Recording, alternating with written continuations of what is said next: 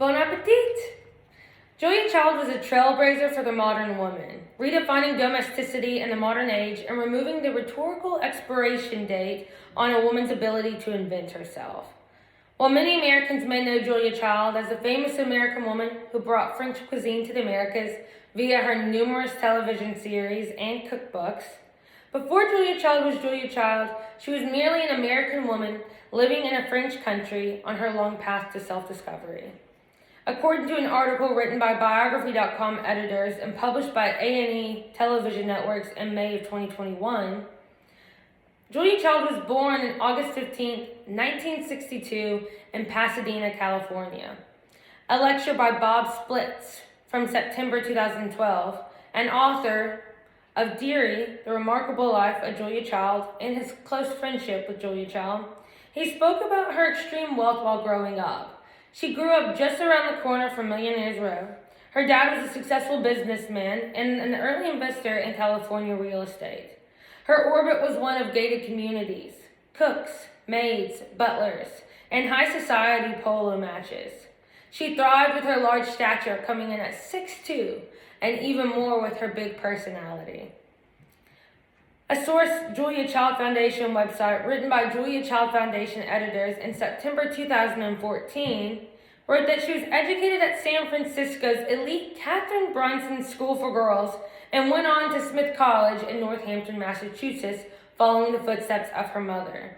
She often joked that she was enrolled there at birth and finally graduated in 1934. She studied theater, creative writing, history. She played basketball and she hung out with her friends. But to quote her from My Life in France, an autobiography by Julia Child, published by Alfred A. Koff in 2006, she says, "I was a pure romantic, operating with just half of my burners on. I spent most of my time there growing up." The lecture, entitled Bon Appetit, The Life and Times of Julia Child from June 2017 by Sharon Hutchinson, a publisher, professor, and journalist who met and interviewed Julia Child in 1884, talks of her many moves Julia made in attempts to discover herself. She moved back home after college in 1934. She moved to New York, pursuing dreams to become a writer in 1935. She moved back home in 1937. Her long-term relationship had ended, and she despised the guy her father had picked out for her.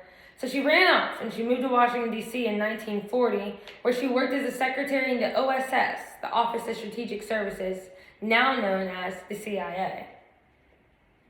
At this point, she was 30 years old and was in the middle of a world war. She got her first station in Asia, where she handled top-secret classified information. According to the lecture by Bob Splitz, author of Deary, The Remarkable Life of Julia Child and close friend of Julia Child, in 1944 in Asia is where she met her husband, Paul Child, an artist and photographer. Her father hated him.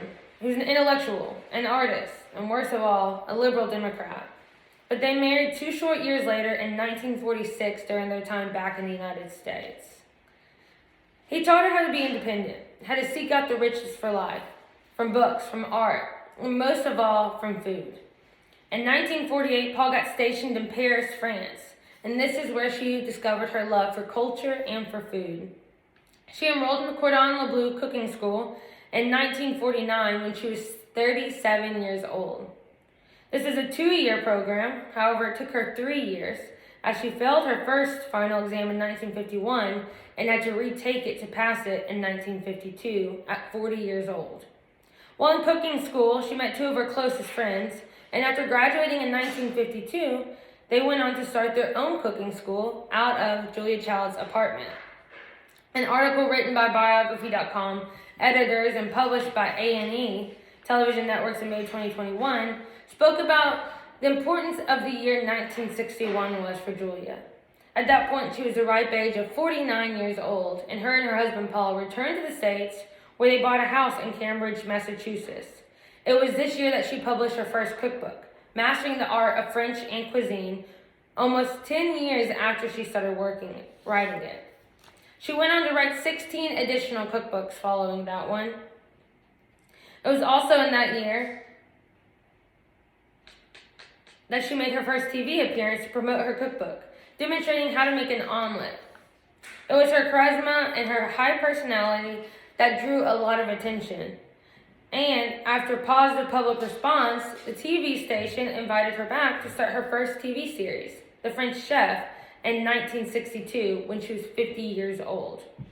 Julia changed the way Americans related to food and perceived food. She went on to star in 3 other shows, Julia Child and Company in 1978, Julia Child and More Company in 1980, and Dinner at Julia's in 1983.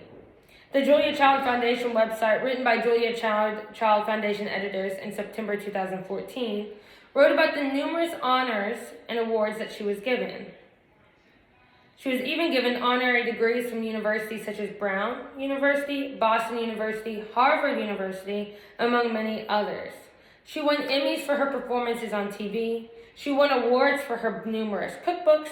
She even won the Sara Lee Frontrunner Award, given to women who shaped women's past and futures. In 2002, she died, just 2 days short before her 92nd birthday. She credited her long life to the food and enjoyment she experienced. To take a quote from the Julia Child Foundation website, Julia said, "I believe in red meat and gin. It's what kept her alive." While there are many pressures for Julia Child to hurry up, to settle down, to find someone to marry and to have children, she wouldn't have been the Julia Child America has come to know and love had she taken that route. She redefined the way that Americans perceived food. She introduced a new joy for cooking, something that was previously known as a domestic duty, and she encouraged people to find their passion to be good at it. But most importantly, she was a trailblazer for the modern woman, demonstrating a way to live that was outside of her social norms.